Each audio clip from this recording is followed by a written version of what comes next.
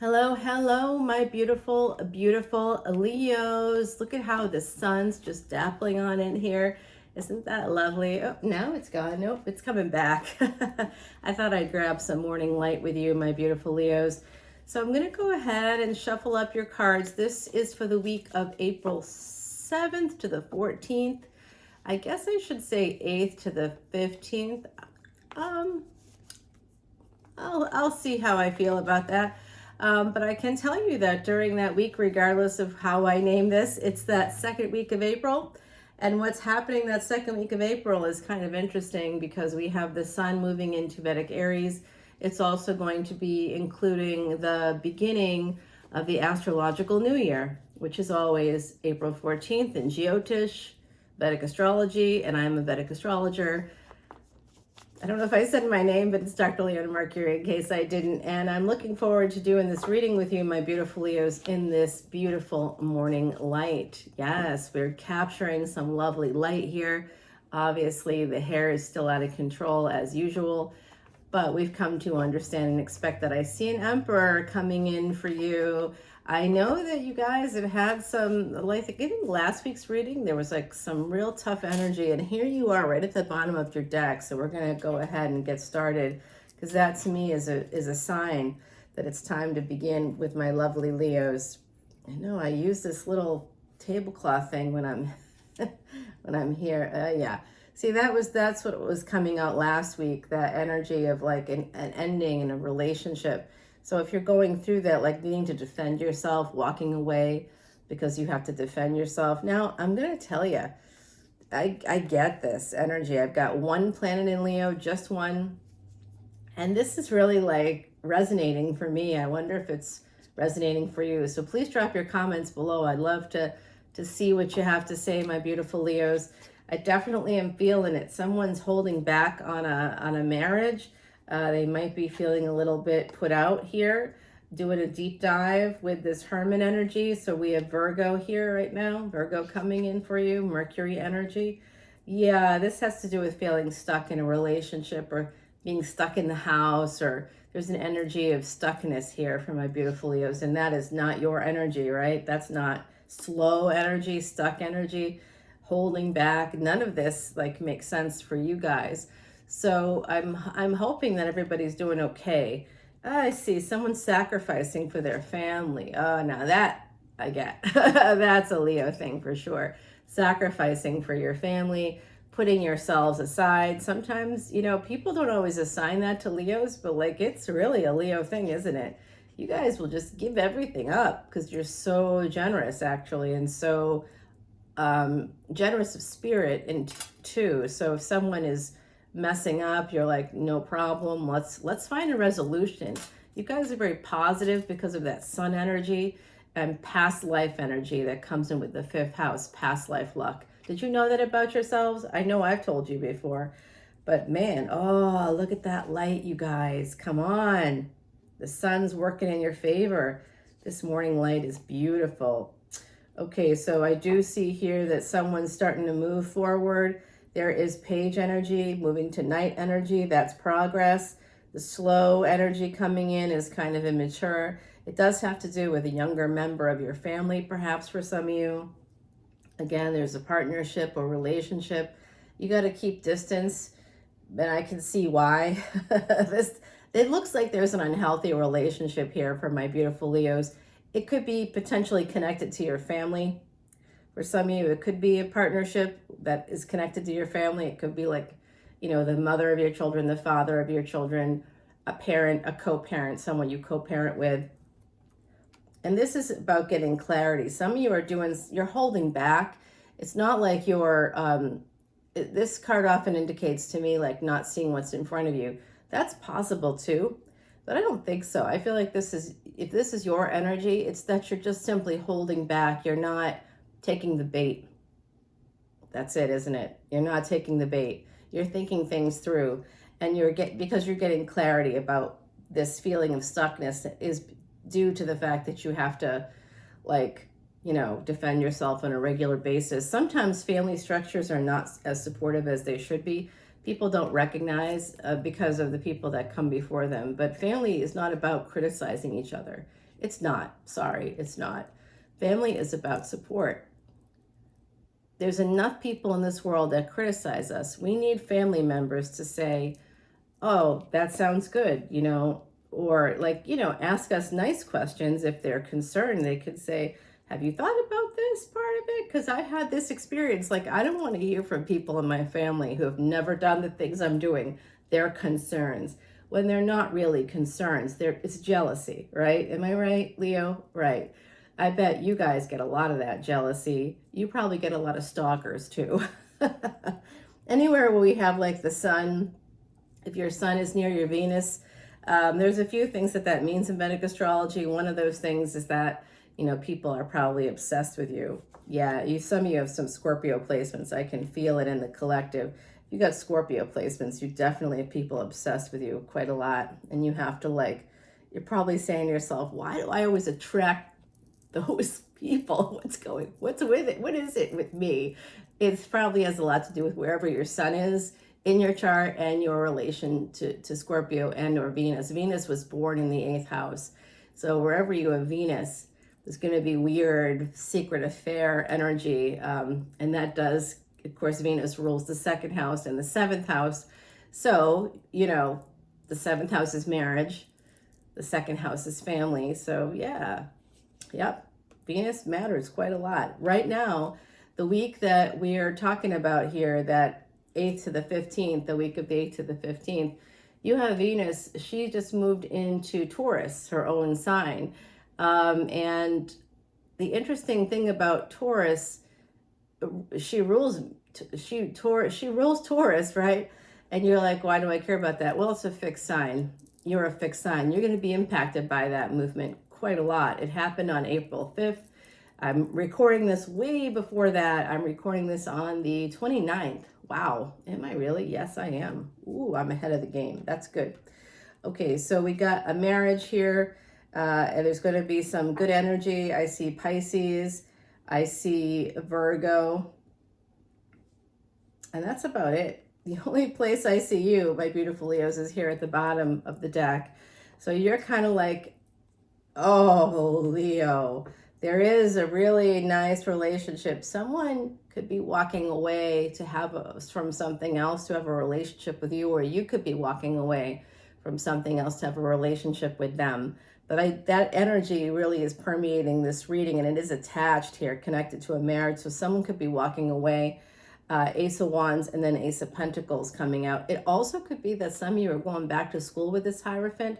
That is Taurus energy. So we've got Taurus, we've got Virgo. There's a lot of earth energy, kind of coming through, and cups, love. This energy of the 12th house is loss. So someone, and it's upside down.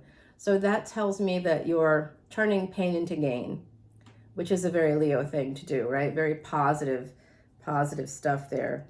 Okay, so this is going to bring in a Tower moment. This is just a little bit of an extended for you guys, pushing through those burdens.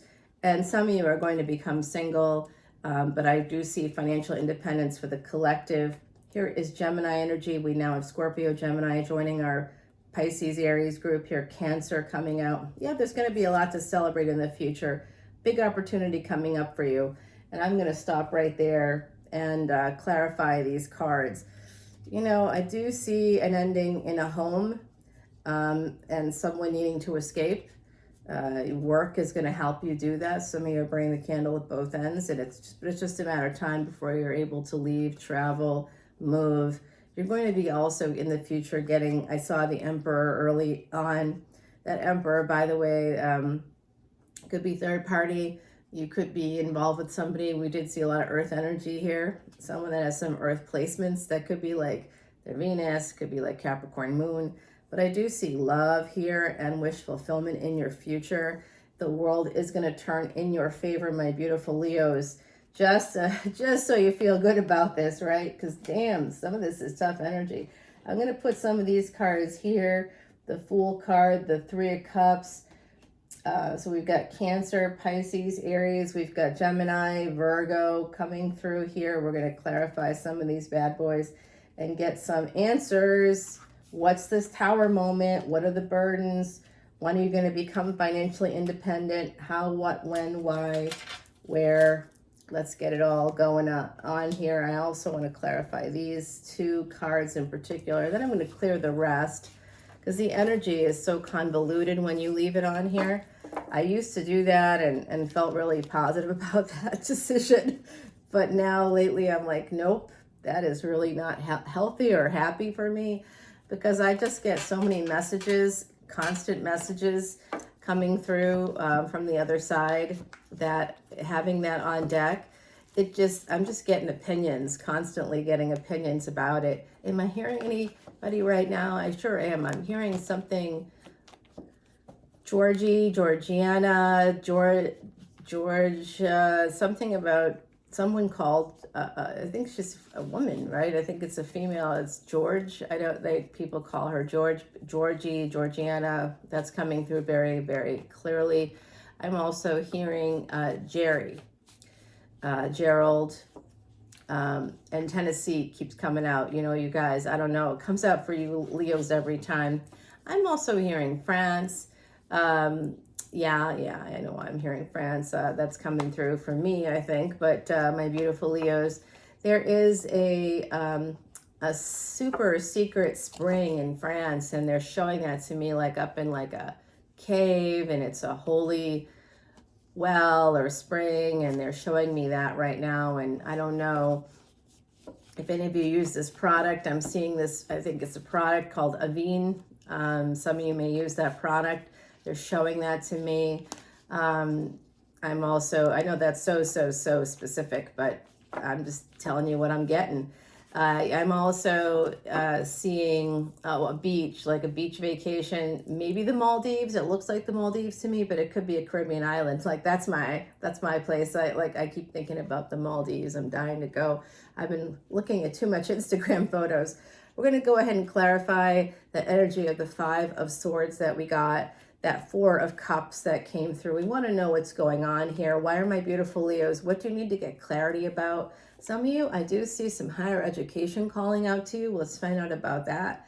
I also see that there was a relationship coming through. Someone, there was loss that's going to be turned around. Turning pain into gain was here. Let's find out more about that. I'd like to get clarity there.